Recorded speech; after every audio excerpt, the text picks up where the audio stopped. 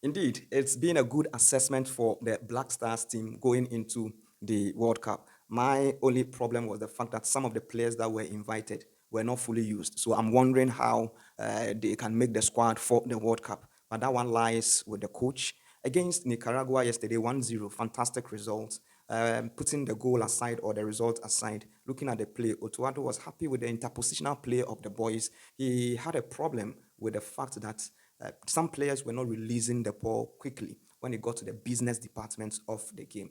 And I mean, I want to talk about Mohammed Kudus. Indeed, by far, Ghana's best player going into the World Cup as we speak. As at today, he is Ghana's best player.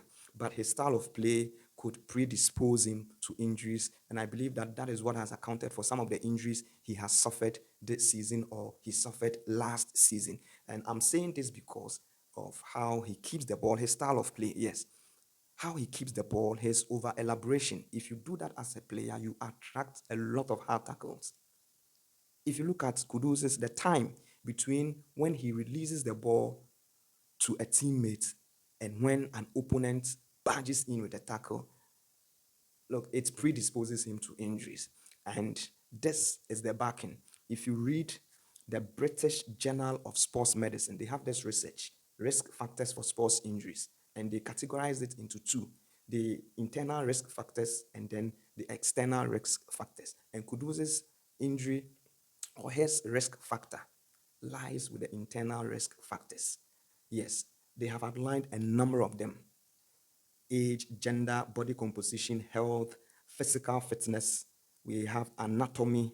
These are areas that Kudus really doesn't affect Kudus. But the last one, the skill level of the player, is where Kudus has a problem. Technique, how he keeps the ball and all that.